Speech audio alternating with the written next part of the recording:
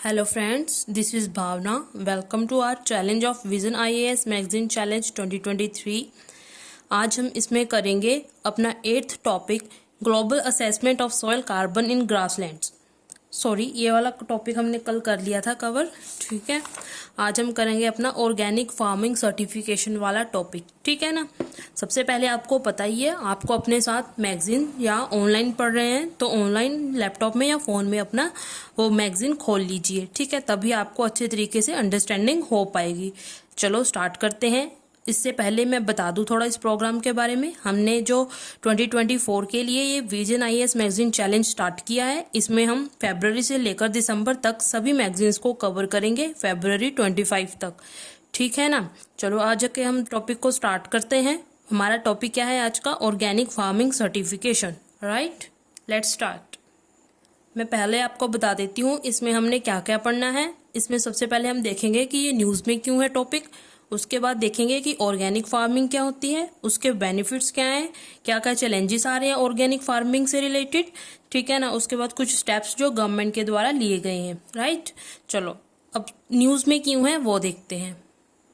जो हमारी ministry of commerce and industry है, उन्होंने क्या किया है, अडॉप्ट किया है एडिशनल ऑन साइट मेयर्स, कुछ मेयर्स लिए हैं ताकि वो चेक कर सके जो फील्ड लेवल पर इरेगुलरिटीज आ रही होंगी ना कोई ऑर्गेनिक फार्मिंग सर्टिफिकेशन में, उस इरेगुलरिटीज को चेक करने के लिए कुछ ऑन साइट मेयर्स अडॉप्ट किए हैं। किसने किए हैं? Ministry of commerce and industry ने, ठीक है ना। More about news, this includes verification of organisation that certify organic farming. इसमें क्या क्या होगा? अब वो वेरिफिकेशन करेंगी उन ऑर्गेनाइजेशंस का जो कि सर्टिफाई करते हैं ऑर्गेनिक फार्मिंग को। हमारे पास कुछ ऑर्गेनाइजेशंस है जो सर्टिफिकेट प्रोवाइड करती है ऑर्गेनिक फार्मिंग से रिलेटेड, ठीक है ना। उनको वेरीफाई किया जाएगा। सेकंड नंबर पर क्या है हमारे पास? The development follows various irregularities being observed in the certificate activities. जो भी कुछ इरेगुलरिटीज आई थी उनको सभी को ऑब्जर्व किया जाएगा, राइट। चलो सबसे पहले हम पढ़ेंगे अब ऑर्गेनिक फार्मिंग होती क्या है, ठीक है। इन सिंपल अगर मैं आपको बताऊं, ऑर्गेनिक फार्मिंग में हम कोई भी केमिकल पेस्टिसाइड्स वगैरह यूज नहीं करते, ठीक है ना। मतलब जो केमिकल से एलिमेंट होते हैं उनको यूज नहीं किया जाता ऑर्गेनिक फार्मिंग में, राइट। अब सबसे पहले देख लेते हैं benefits of organic farming. Organic farming के क्या क्या बेनिफिट है, इसको हम 3 लेवल पर पढ़ेंगे। इन्वायरमेंट में क्या बेनिफिट आएगा जब हम ऑर्गेनिक फार्मिंग करेंगे, फार्मर्स के लिए क्या बेनिफिट है और कंज्यूमर्स के लिए क्या बेनिफिट है। Then start with our first on environment, right. Prohibit use of harmful pesticides. It does not involve, क्योंकि यहाँ पर ना कह रहे कि जो हमारे पास ऑर्गेनिक फार्मिंग होती है ना, वहाँ पर हम जो पेस्टिसाइड्स होते हैं हार्मफुल वाले उनका यूज नहीं करते, ठीक है ना। वही लिखा है prohibit the use of harmful pesticides. Organic farming में इसको प्रोहिबिट किया जाता है। इसमें इन्वॉल्व नहीं है कोई भी chemical fertilisers, pesticides, additive and preservatives, right. उसके बाद सेकंड नंबर पर क्या है? Maintain a healthy soil. एक तरह जो हेल्दी सोयल मेंटेन करके रखता है, मतलब कि सोयल को हेल्दी रखता है जो ऑर्गेनिक फार्मिंग होती है, ठीक है ना। Using compost which contain helpful bacteria. हम इसमें कंपोस्ट यूज करते हैं जिसमें हमारे पास क्या होता है? Bacteria, helpful bacteria help build up the soil, जो कि सोयल को बनाने में बहुत मदद करता है, राइट। अगला है हमारे पास रिड्यूस इरोजन। इरोजन भी रिड्यूस करता है। Organic farmers limit tillage on fields. Tillage नहीं होती फील्ड में, ठीक है ना। जब टिलेज नहीं होगी मतलब लिमिट लगा दी है कि कितनी होगी, लिमिटेड होती है, ठीक है ना। तो जो सोयल है हमारी बार बार वो टूटेगी नहीं, ठीक है ना। Because the soil is not broken up so often, ठीक है ना। बार बार जो है सोयल हमारी ब्रोकन अप नहीं होगी। अगला है हमारे पास प्रोवाइड क्लीनर वाटर। देखो जब हम हार्मफुल पेस्टिसाइड्स वगैरह यूज करते थे ना, तो सोयल से वो नीचे की तरफ मतलब जो रिस नहीं जाते, रस जाता है पानी नीचे, रस पानी के साथ रस जाते थे, मतलब नीचे नीचे नीचे नीचे चले जाते थे सोयल के, फिर वो पानी से मिल जाते थे हार्मफुल जो केमिकल्स थे, राइट। अब जब हम उनका यूज ही नहीं करेंगे तो हमारा पानी भी साफ रहेगा। Provide clean water. Organic farming helps keep the water supply safe and clean by avoiding the use of harmful chemicals. Stimulate biodiversity. इस तरह जो बायोडाइवर्सिटी है उसको स्टिमुलेट रखता है। A mixture of plants, animals and micro organism promote the soil and animal health as well. मतलब कि ये प्रमोट करता है हेल्दी सोयल को और एनिमल की हेल्थ को भी ये ध्यान में रखता है, राइट। अब फार्मर्स के लिए कैसे बेनिफिशियल है वो भी देख लेते हैं। Attract more customers as interest in organic. देखो पता क्या होता है, आजकल हम लोग ऐसे बोलते हैं मैं तो ग्रीन टी पीती हूँ, ऑर्गेनिक टी पी रही हूँ, ठीक है ना। मतलब कि ना लोग अपने स्टेटस को मेंटेन रखने के लिए ना वो ऑर्गेनिक चीजें लेना ज्यादा पसंद करते हैं अब, ठीक है। Attract more customer as interest in organic is on rise. अब जो इंटरेस्ट है ऑर्गेनिक चीजों की तरफ वो बढ़ रहा है एट डोमेस्टिक लेवल पर भी as well as international market में भी। सेकंड नंबर पर है हमारे पास reduce the input cost of farmer. Farmer की इनपुट कॉस्ट भी थोड़ी रिड्यूस हो रही है। For example it's uses 45% less energy compare to traditional farming. जो ट्रेडिशनल फार्मिंग से 45% तक कम एनर्जी जो है उसको यूज करता है, ठीक है ना, जो हमारा ऑर्गेनिक फार्मिंग है। फॉर कंज्यूमर्स, कंज्यूमर्स के लिए कैसे बेनिफिशियल है? ऑब्वियसली अगर कोई इंसान ऑर्गेनिक चीजें खरीदेगा तो उसके हेल्थ को तो बेनिफिट रहेगा ही, ठीक है ना। वही लिखा होगा इसमें, देखो there is no health risk, ठीक है। Organic produce is free from harmful chemicals and pesticides and therefore possess no health risk. Organic produce has been found to have high levels of vitamins. जो organic produce होता है उसमें हमारे पास high levels of vitamins होते हैं, right? Healthy fatty acids and phytonutrients. समझ आ गया कैसे ये बेनिफिशियल्स है ऑर्गेनिक फार्मिंग। ये क्वेश्चन मेन के लिए बहुत ज़्यादा इंपॉर्टेंट है, इसको छोड़ने का हम चांस बिल्कुल भी नहीं ले सकते। मेंस में तो ये क्वेश्चन आएगा ही आएगा अगर ये 2024 तक न्यूज़ में रहा तो, right. Challenges in implementing the organic farming across India. Challenges को देखने से पहले हम थोड़ा ऑर्गेनिक फार्मिंग की कैरेक्टरिस्टिक्स देख लेते हैं, ठीक है। सबसे पहले ऑर्गेनिक फार्मिंग की कैरेक्टरिस्टिक्स में देखिए क्या लिखा है, prohibit the use of synthetically produce agro inputs. मतलब कि ऑर्गेनिक फार्मिंग में इनका यूज नहीं किया जाता कि इनका फर्टिलाइजर्स का जो सिंथेटिकली प्रोड्यूस किए जाते हैं, ठीक है, हर्बिसाइड्स का, पेस्टिसाइड्स का या जेनेटिकली मॉडिफाइड सीड्स का, ठीक है। Maintaining organic matter level and encouraging biological activity in soil.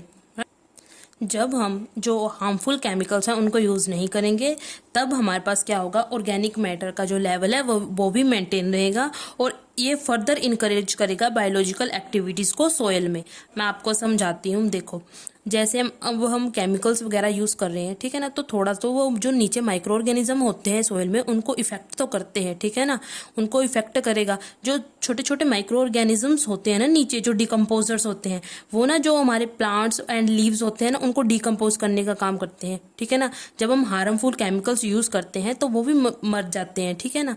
जब हम उनको यूज़ ही नहीं करेंगे तो मतलब नीचे डिकम्पोजर्स होंगे जो कि हमारे जो ओल्ड प्लांट्स हैं, लीव्स हैं, उनको क्या करेंगे, डिकम्पोज करेंगे। जब वो उनको डिकम्पोज कर देंगे मतलब उनको छोटे छोटे छोटे छोटे टुकड़ों में बिल्कुल ही तरह तोड़ देंगे, ठीक है ना, तोड़ देंगे तो एक तरह से इसी जो जब हमारे पास जो डिकम्पोज हो जाता है ना जो प्लांट्स एंड लीव्स होते हैं तो उसको ऑर्गेनिक मैटर बोलते हैं।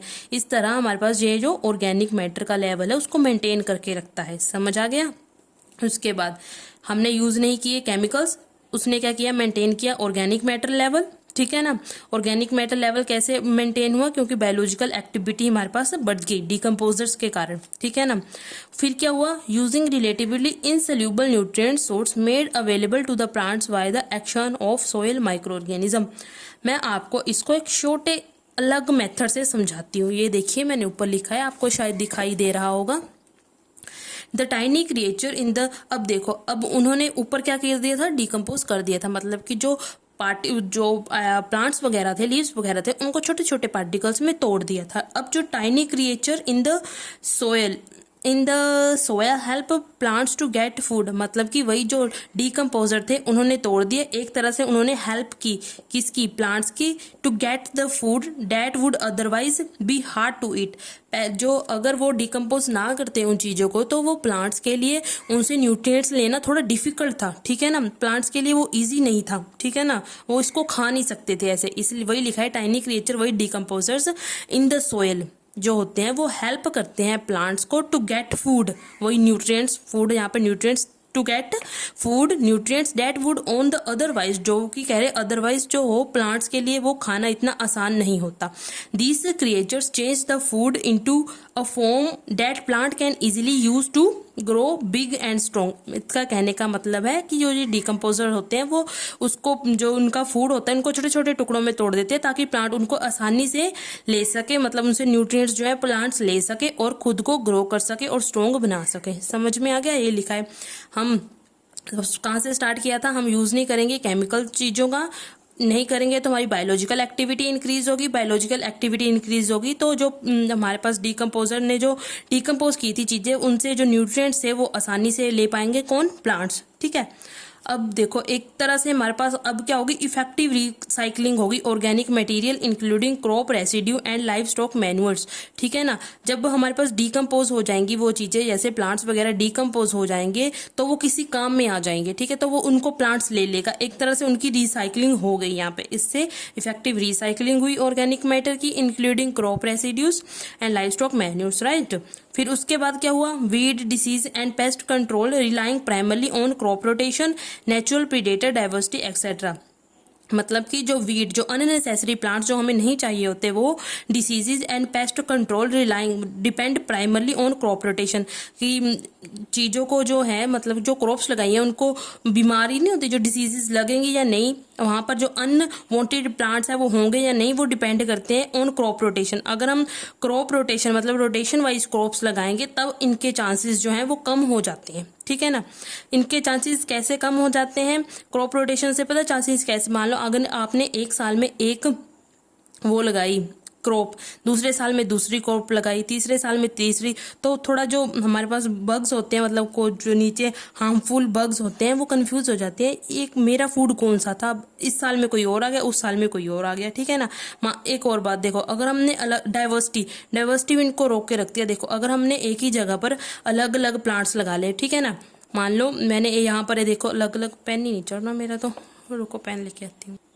देखो डाइवर्सिटी से भी ना, जब हम अलग अलग टाइप के प्लांट्स लगाते हैं ना, तब भी जो हार्मफुल बग्स हैं वो आ नहीं पाते। पता कैसे, देखो मान लो आपने ये प्लांट्स लगा लिए, ठीक है ना, इसमें अलग अलग वैरायटी के प्लांट्स है, राइट।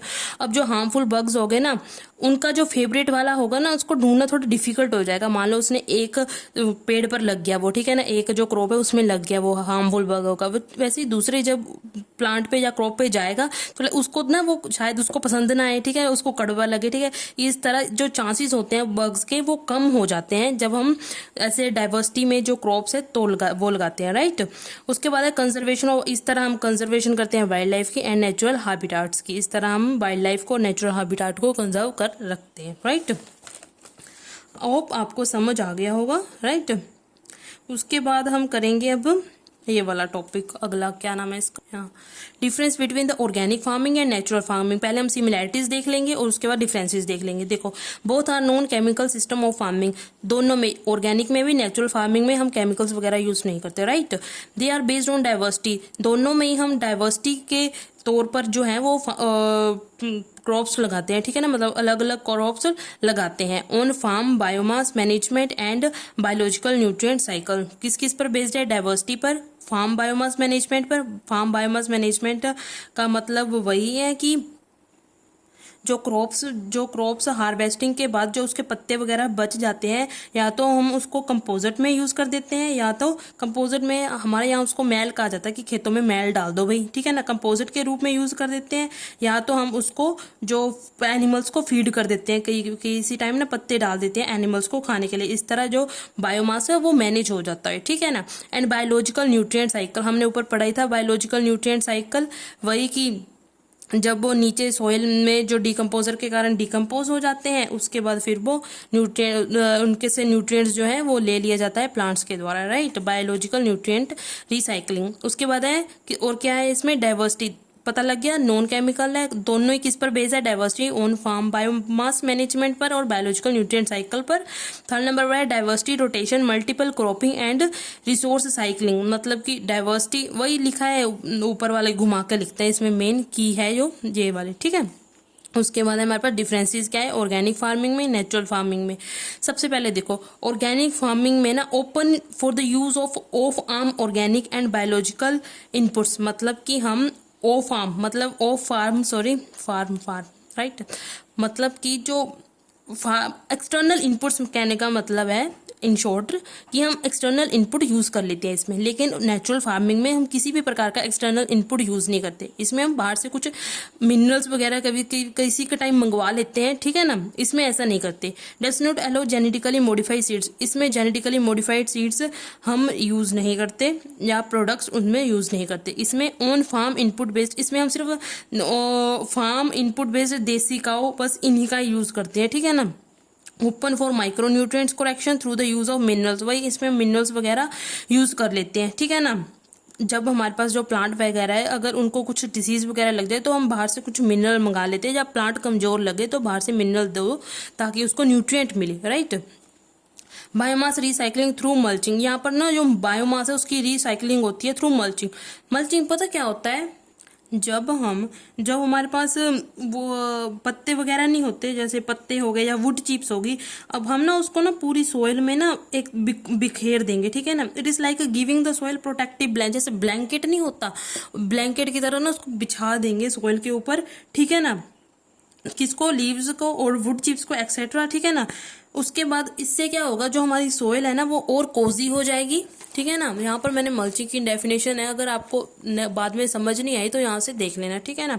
ब्लैंकेट हेल्प, जो ब्लैंकेट की तरह हमने उस पर वो डाल दिए पत्ते वगैरह, ये ना सोइल को कोजी बना देंगी, उसमें मॉइस्चर जो है और रिटेन होने लगेगा, ठीक है ना। और जो हमारे पास वीड्स हैं वो भी ग्रो नहीं करेंगे, राइट। इस तरह जो हमारा प्लांट है वो ग्रो करेगा और जो हमारी सोइल है वो हेल्दी रहेगी, ठीक है, उसको बोलते हैं मल्चिंग, राइट। इसमें हम use of compost, vermi compost and minerals are not allowed, इसमें हम कंपोस्ट, वर्मी कंपोस्ट या मिनरल्स को यूज नहीं करते।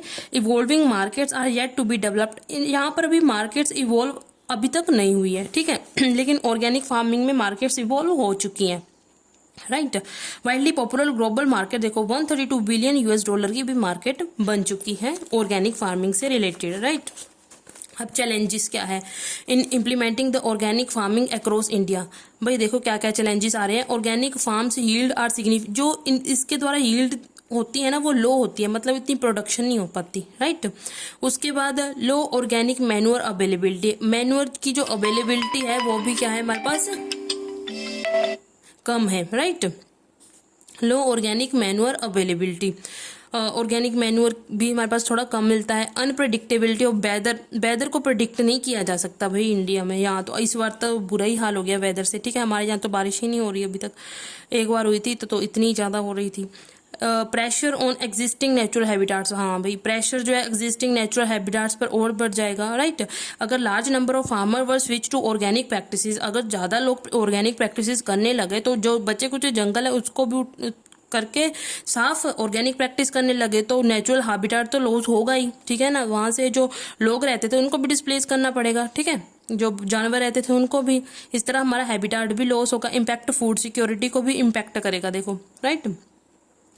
इस तरह ये हमारे पास थोड़े चैलेंजेस है इसके, और कुछ स्टेप्स लिए हैं गवर्नमेंट ने वो भी देख लेना, जैसे परंपरागत कृषि विकास योजना, mission organic value chain development for north east region and the national mission on oil seed oil palm, ये थोड़े क्या है गवर्नमेंट ने इनिशिएटिव्स लिए हैं, इनको जरा देख लेना, ठीक है। ये जो लिखी है ना यहाँ पर, ये साइड में रह गया था थोड़ा, ये पता क्या है, ये ना वो ऑर्गेनाइजेशंस हैं जैसे नेशनल प्रोग्राम और ऑर्गेनिक, ये नेशनल प्रोग्राम और ऑर्गेनिक प्रोडक्शन एक प्रोग्राम था, ये ना सर्टिफिकेट इशू करता है ऑर्गेनिक फार्मिंग से रिलेटेड, ठीक है ना। इसका काम है सर्टिफिकेट देना, राइट। और ये है हमारे पास participatory guarantee system for India, यहाँ ये भी सर्टिफिकेट ही इशू, ये भी एक तरह से सर्टिफिकेट ही इशू करता है, लेकिन ये सर्टिफिकेट ना outside the frame of third party certification.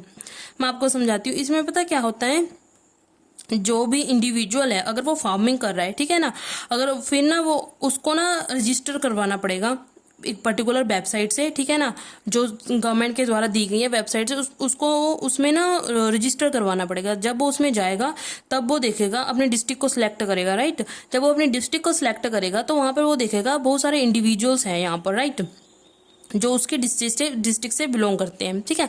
Individuals वहाँ पर ना ग्रुप्स होते हैं बने हुए, ठीक है, मतलब कि उस वेबसाइट पर ना उसकी डिस्ट्रिक्ट के पर्टिकुलर ग्रुप बने होंगे। अगर तो उस इंडिविजुअल के पास 4-5 बंदे हैं तो वो अपना इंडिविजुअल ग्रुप एक यहाँ अलग बना ले, अगर नहीं है तो इसी किसी ग्रुप के साथ वो अटैच हो जाए। तो ये ग्रुप क्या करते हैं, ये ग्रुप जो है क्योंकि एक डिस्ट्रिक्ट से है ये सभी लोग, ठीक है ना, तो ना एक की अब अगर ये रजिस्टर करता है तो फिर वे अपडेट देता रहता है कि मैंने ये ऑर्गेनिक प्रोडक्ट प्रोड्यूस किया, मैंने ये ऑर्गेनिक, तो इसको देखने के लिए कि भाई ये ऑर्गेनिक कर भी रहा है, ठीक है ना, मतलब ऑर्गेनिक प्रोडक्ट को बनाने के जो कुछ स्टैंडर्ड्स वगैरह तय किए गए हैं उसको ये फॉलो कर रहा है। तो ये जो ग्रुप्स हैं ना ये इनको सुपरवाइज करते हैं, मतलब जाकर देखते हैं अलग अलग ग्रुप्स। इस तरह इसको बोला गया participatory guarantee scheme for India. समझ आ गया।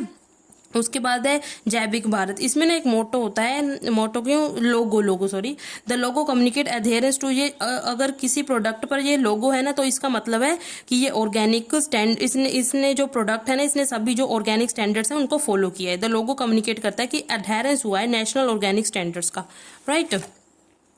अब हमारे पास कौन सा रह गया, हाँ जो इसको देख लेना, ये किसके अंडर आता है, ये हमारे पास आता है APEDA के अंडर। जो ये प्रोग्राम है इसको मैनेज किया जाता है, national programme for organic production को मैनेज किया जाता है APEDA के द्वारा। ये इसकी फुल फॉर्म है agriculture and processed food product export development, और ये लॉन्च हुई थी 2001 में। इसको ministry of agriculture and farmer के द्वारा इम्प्लीमेंट किया गया था, जो ये पार्टिसिपेटरी गारंटी सिस्टम है, ठीक है। It is quality insurance initiative that is locally relevant emphasise, वही इसमें वही है, ठीक है ना। ये हमारे पास सर्टिफिकेट इशू करता है, ठीक है, कि कौन अगर एक्सपोर्ट करना हुआ ना ऑर्गेनिक प्रोडक्ट उसके लिए भी ये सर्टिफिकेट इशू करेगा, कौन सा डोमेस्टिक मार्केट में रहेगा उसके लिए भी इशू करेगा हमारे पास सर्टिफिकेट, कौन, national programme for organic production, ठीक है। ये एक तरह का लोगो है जैविक भारत का। इसमें एक सर्कल होता है और एक ऐसे टिक का निशान, उस पर ना पत्ते सा बना होता है, right.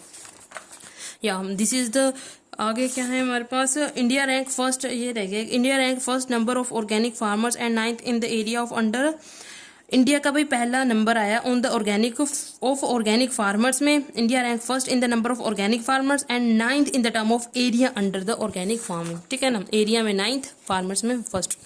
Comparison between Sri Lanka organic farming model and Sikkim organic model. Sri Lanka का ऑर्गेनिक फार्मिंग मॉडल हमारा जो सिक्किम का ऑर्गेनिक मॉडल है उससे कैसे अलग है। देखो प्रोसेस, हमारा जो सिक्किम का ऑर्गेनिक मॉडल है ना वो ग्रेजुअली प्रोसेस हुआ, मतलब कि वो धीरे धीरे बना, तब उसको ऑर्गेनिक स्टेट डिक्लेयर किया, ऐसे ही एकदम से नहीं किया, ठीक है। 8 साल लगे उसको खुद को ऑर्गेनिक स्टेट डिक्लेयर करने में। लेकिन जो श्रीलंका है उसने कहा कि हम अपने आप को ना एक नेशन डिक्लेयर करेंगे जहां पर ऑर्गेनिक एग्रीकल्चर प्रोडक्शन होती है, ठीक है ना। उसलिए उसने कुछ टारगेट रखा कि हम जैसे 2025 तक कुछ ऐसा, कुछ 2025 रखा नहीं है, मैं आपको जस्ट एग्जांपल देने के लिए बता रही हूँ कि हम मान लो कि 2025 में हम ये टारगेट पूरा करेंगे कि हम अपने आप को एग्रीकल्चर प्रोडक्शन नेशन बताएंगे, ठीक है ना, इस तरह से। वही लिखा है, it was gradual process and it took nearly 8 years, so from 2008 to 2016 to declared as a organic state. 8 साल लगे उसको डिक्लेयर होने में कि वो ऑर्गेनिक स्टेट है। लेकिन यहाँ पर टारगेट बेस्ड अप्रोच अडॉप्ट की है श्रीलंका ने कि island nation into full scale organic agriculture production, right. Planning, यहाँ पर प्रॉपर प्लानिंग हुई, सच एज होड range of biopesticides were also board, सभी बायोपेस्टिसाइड्स खरीदे गए ताकि अगर ऐसी सिचुएशन आ जाए जब पेस्ट अटैक हो जाए, क्रॉप फेल्यूर ना हो जाए, उसके लिए पहले ही बायोपेस्टिसाइड्स मंगवा कर रखे गए। यहाँ पर कोई लॉन्ग टर्म प्लानिंग नहीं है श्रीलंका में ऐसी, ठीक है। Farming system, state farmers were already using less in organic inputs, यहाँ पर जो स्टेट फार्मर्स हैं वो पहले से ही जो इन ऑर्गेनिक इनपुट्स थी उनको कम यूज करते थे, लेकिन यहाँ पर जो केमिकल इनपुट्स पर ही डिपेंडेंट थे मेनली। सपोर्ट सिस्टम फ्रॉम, यहाँ पर सपोर्ट है भाई, जो हमारी स्टेट है उसको सपोर्ट है। When fall the production would affect supply, import from the mainland India were possible, यहाँ पर पहले ही अगर मान लो कि जो सप्लाई है वो थोड़ी कम होती है तब हम पहले ही इंपोर्ट करके रखेंगे मेनलैंड इंडिया से, ठीक है ना। No support for farmers to switch over, और यहाँ पर कोई सपोर्ट नहीं दी गई हुई। Training, several agencies with good credentials were brought to train master trainers who would train others who go to village and into the field, यहाँ पर ट्रेनर्स हायर किए गए ताकि वो विलेजेस में जाकर ट्रेनिंग्स वगैरह प्रोवाइड कर सके। यहाँ पर इस तरह को कोई मैकेनिज्म नहीं था, ठीक है ना। इस तरह से हमारा आज का टॉपिक खत्म होता है। अच्छा करती हूँ आपको समझ आया होगा। प्लीज़ लाइक करें, सब्सक्राइब करें, शेयर करें। Thank you, have a nice day.